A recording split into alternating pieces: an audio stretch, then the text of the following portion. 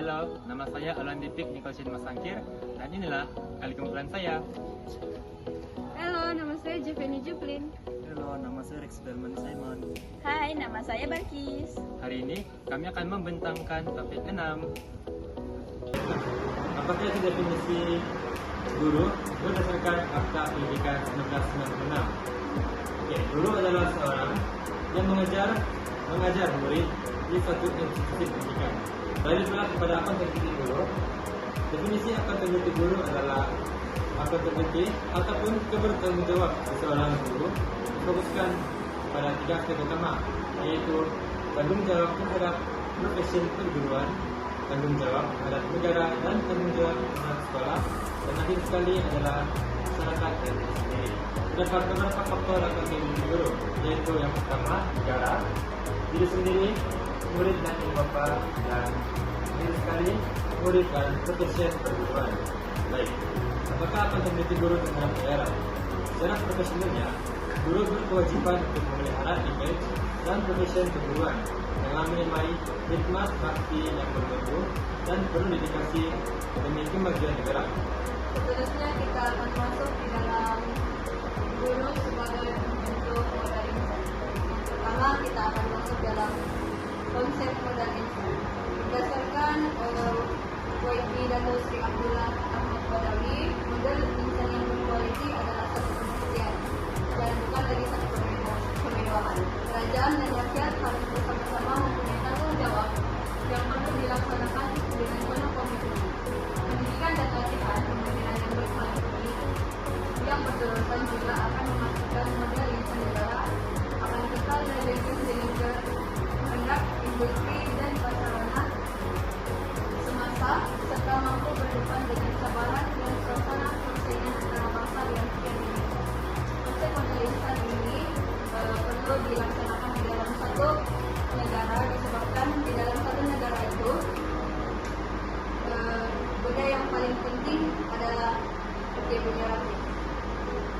Seterusnya kita akan tengok peranan seorang guru untuk membentuk modal insan murid untuk kemandirian murid. Yang pertama, mengembangkan potensi murid, yaitu kita guru perlu mencungkil bakat murid untuk mengetahui sejauh mana bakat dia dalam suatu perkara. Yang kedua, melengkapkan dan mempersiapkan diri murid dengan berbagai kemahiran. Berbagai kemahiran ini termasuk dalam ICT ataupun kemahiran berkomunikasi dan sebagainya. Seterusnya ialah membentuk ciri-ciri kepribadian dan perspektif hidup. Ini membentuk sifat dalaman dalam seorang murid dan bagaimana dia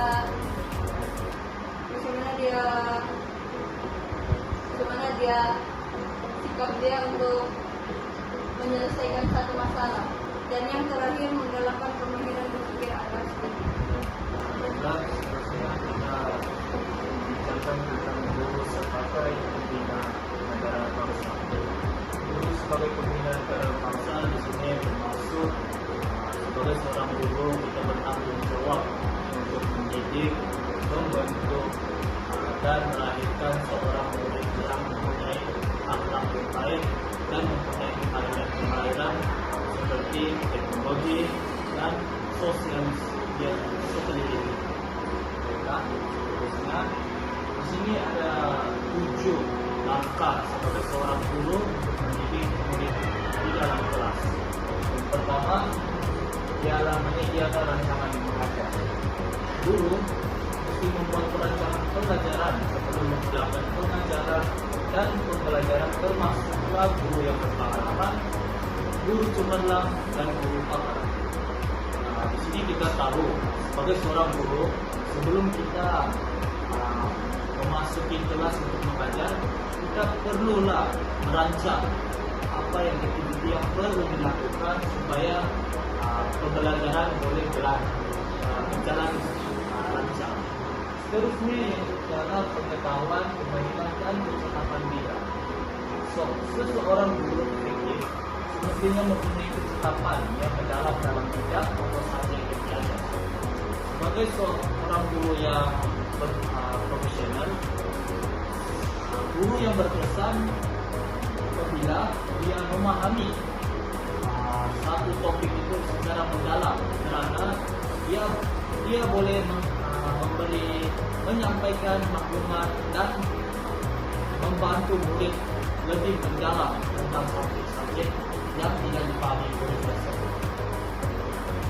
Baiklah, seterusnya transformasi kurikulum.